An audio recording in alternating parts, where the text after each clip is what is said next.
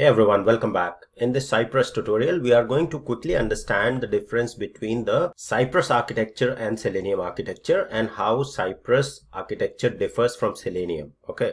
Now, if we talk about Selenium architecture on a very high level, right, we had the language bindings, right? So for example, you are writing your test cases using the Java programming language. So you'll have the language binding Java for it. Then if you are writing with the Python, you will have Python client library, right? So depending on what programming language you have chosen, you will choose the IDE for it, integrated development environment, for example Eclipse or any other IDE, and then you'll start writing your test cases in a particular programming language. Now that binding or client library then communicates with the browser driver, right? So you have the browser drivers. Okay, so you would have, if you are coming from the Selenium background, you will know that we have the drivers for each of the browser. For example, if you have to invoke Chrome browser on our machine, we have to download Chrome driver. Okay, so browser driver for each specific browser. For Firefox, we have the Gecko driver. All right. Then for Safari and then others, we have specific drivers, browser drivers for each of these browsers, which then invoke the real browsers on your machine, okay, on your server. Okay, so then these drivers, the browser drivers, then communicate with the real Chrome browser that is there on your machine and invoke it and then start running the test cases, right? So this is the usual, like the high level architecture of Selenium. Okay, then previously in Selenium we used to have this JSON wire protocol as well in between, right? So now in Selenium 4 we don't have that JSON wire protocol. The IDE, or basically the language client library, directly talks to the browser driver and then to the real browser. Now there is a lot of communication in between, or basically a lot of network traffic that goes on, and then different hops in there, right? If you see the high level of it. Okay, we are not going into very much detail and exact technicalities, but this is just to give you a high level understanding, and also from the interview point of view,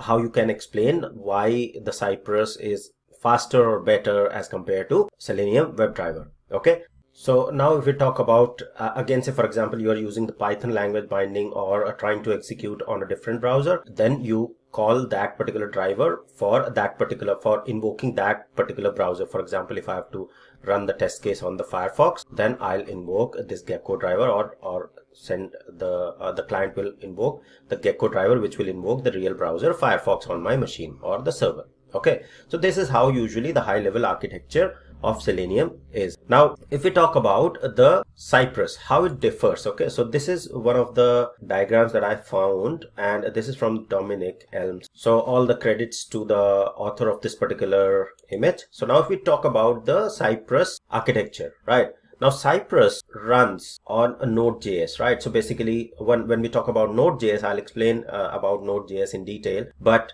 it's basically runtime environment for JavaScript. Now we know that JavaScript was built to run within the browsers, right? Now if you have to run JavaScript on the standalone machine or a server, you need a Node.js, which is the kind of a server or a runtime environment that helps you to execute the JavaScript code on your server or machine. Okay, for example, in Java, if you are coming from the Java background, you have the JDK and JRE, Java runtime environment, which executes the Java code, right? Similarly, Node.js will execute the JavaScript code. Okay, so now we know that Cypress is built over a Node.js, right?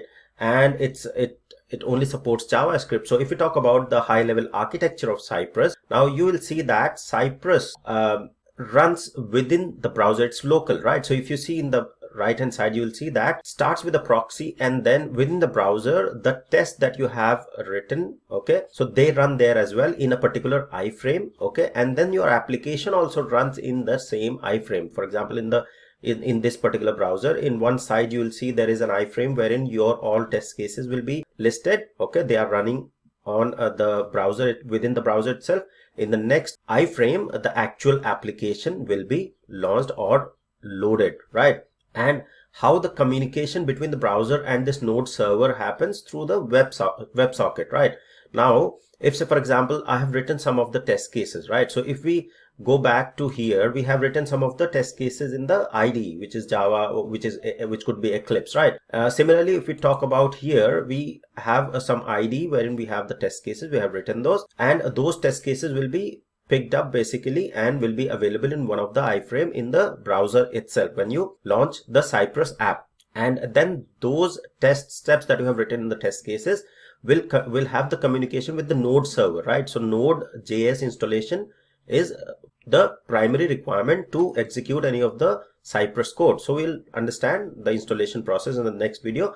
But to give you a brief overview of the architecture, so these test cases that you have, steps that you have, will communicate via WebSocket, and then those requests and response will be handled via the proxy. Okay, the Cypress Node.js, or sorry, the Node.js process proxy. Okay, and because this Node.js is there on your server and your Cypress has the visibility or is sitting just at the same level within the browser as your application, so it is very tightly sort of coupled with the app, and within the browser it can communicate faster. Okay, so all of these communication happen via proxy, and then even in this particular case, for example, we have the proxy, so all the request and response from the application are done through the Node.js proxy through the web.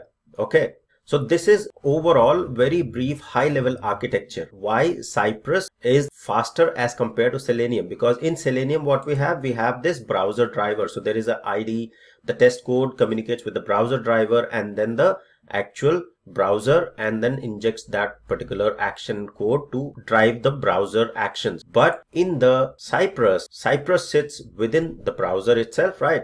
And the communication happens via the WebSocket with the Node.js, which is also on the same machine. Okay, and the proxy enables the communication between the application and between the test application and any of the web APIs that particular web application communicates to. This also can be mocked through the Cypress. Now this communication that happens to the outside web or other APIs that the response is requested for, that can also be mocked with the fixtures within Cypress, which we'll understand in later tutorials. But as of now, from interview point of view, you have to remember that Cypress architecture, Cypress is faster as compared to Selenium WebDriver because of reason that Cypress runs within the browser as your application. So it's same JavaScript loop, right? So it's not different. It's basically within the same browser.